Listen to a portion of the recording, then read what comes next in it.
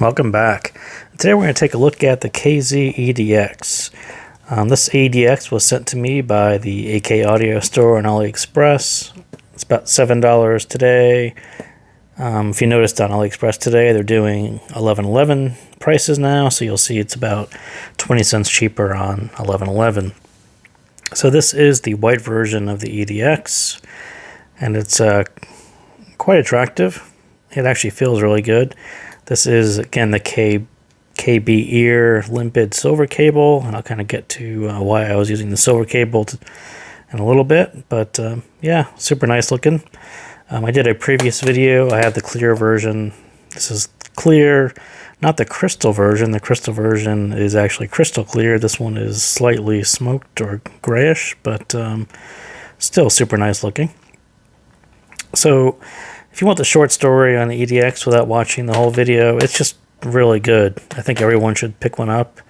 Definitely should be on your 11.11 list. It's just really, really good.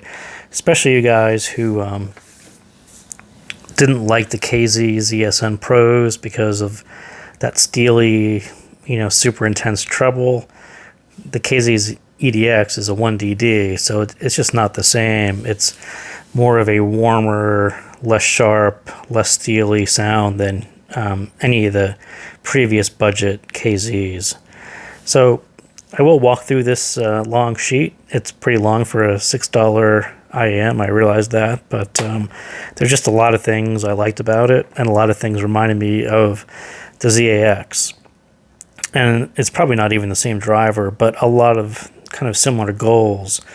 The EDX, the marketing material says it's stage monitor tuning. And if you remember what I said about the ZAX, they sort of restrained it a little bit. So they brought, from the ZSX, they brought the bass down a little bit, gave you more clarity in the midsection, and brought the treble down so it was less annoying to people. And I think that is sort of what it's being called, stage monitor tuning. It's kind of a more focused tuning as opposed to a big fun sound tuning. But so I would say, again, it is a focus on the cleaner, detailed sound, but like the ZAX, it's still fun, engaging, and musical. And, it's really hard to describe the ZAX without saying it does both really well, and it's a great balance. And it's actually quite hard to do, to get two things right at the same time, and the ZX does, and to, a certain extent, the EDX does it very well also. So I call it a shallow V, kind of a U shape. It's still a little bit recessed, and you hardly notice it because the vocals are pushed slightly forward. Really nice vocals. They're really big. But, at the end of the day, it's still kind of V-shaped, and there's still going to be a little bit of recession in the mid, so don't be shocked if some songs sound a little bit farther back, but generally it's hard to notice it. So it is a playlist killer for me. It's just like kind of the ZSN Pro. If that treble didn't bother you, it just plays everything. Any genres you can think of, it just kind of runs through them, and everything sounds totally reasonable. It's very hard to find faults with most music on it. I call this the gifter also, because you're going to want to buy one for yourself and give one to someone else. It's just that pair that someone says, hey, what should I get? Go get the EDX, because it'll sound reasonable on no matter what music they're going to listen to. And it's also good at lower volumes, which isn't all that common for me anyway. Sometimes, especially in the budget ones, you lose some detail. Something will pop out, like it becomes too bassy, but generally it's just quite balanced, even at lower volumes. So I thought that was kind of unique.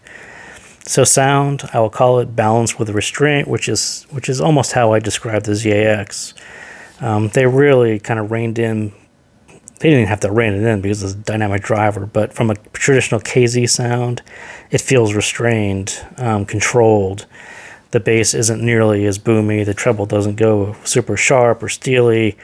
And right now it's kind of warm, but not too bassy. It's not necessarily any boomy at all, but you get this nice warmth, and it's sharp enough to sound detailed, but not fatiguing like a ZSN Pro.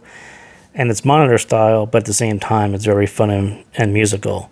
And I would say it actually leans more towards fun and musical than monitor style, for me anyway. I think they threw that in there, but it actually leans towards a very fun and musical sound. So the bass itself, it's a nice balance between that punchy mid bass and a slightly more emphasized sub bass.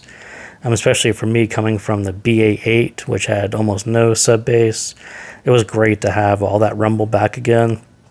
And the bass is this newer KZ driver, so it's quick, not too fast, but quick. So I think they boosted it just to keep, I think a lot of the fun sound that I mentioned, away from this monitor style, comes through in the bass, especially because it's boosted just a little bit. But at the same time, I will nitpick it and say, without the silver cable, if you use the copper cable, it's a little bit overemphasized for me. You sort of lose. It's a very delicate balance between this monitor style and this fun bassier sound. And for me, the bass kind of hung around a little too long. It was kind of nudging into the cleanliness of the sound. And the silver cable, I think, cleans that up a little bit. So that's ended up why I was using the silver cable. And I feel like a bassy Beastie Boys Brass Monkey, it does a super respectable job on that song. That deep sub bass sound, that 80s electronic drum machine drum, the voices, all that sounds quite respectable, really good for $6 IEM. So on the mids, because they said it's this studio monitor style, I was expecting something that was thinner and cleaner, but it's actually quite warm and it's pushed forward a bit. It feels very U-shaped. So like I said, it's a warm sound, but quite detailed and quite textured. It's surprising. Most people kind of, when on your first listen to it, you'll notice quite a bit of detail and quite a bit of texture, especially in the mids and on the voices. So REM's drive, right in the beginning, that guitar sounds really good. I mean, it sounds quite natural. The drums, you get that little sharpness, but not too sharp. The cymbals, don't sound really all that steely. They sound kind of natural. And then Michael Stipe's voice, you get this, his voice has a really nice weight to it, a really nice texture to it.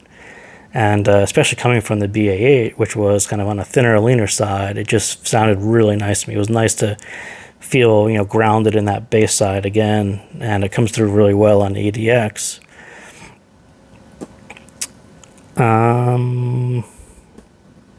Yeah, I don't know what that says, but I do prefer the male voices on this. I think on the BA8 it was very much a female vocal focused thing.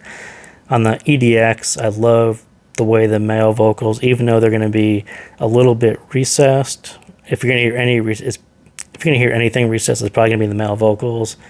But the weight and the warmth and that richness that you get on that male voice just kind of matches the EDX really well. So I always kind of kept on falling back towards male vocals and songs that featured male vocals.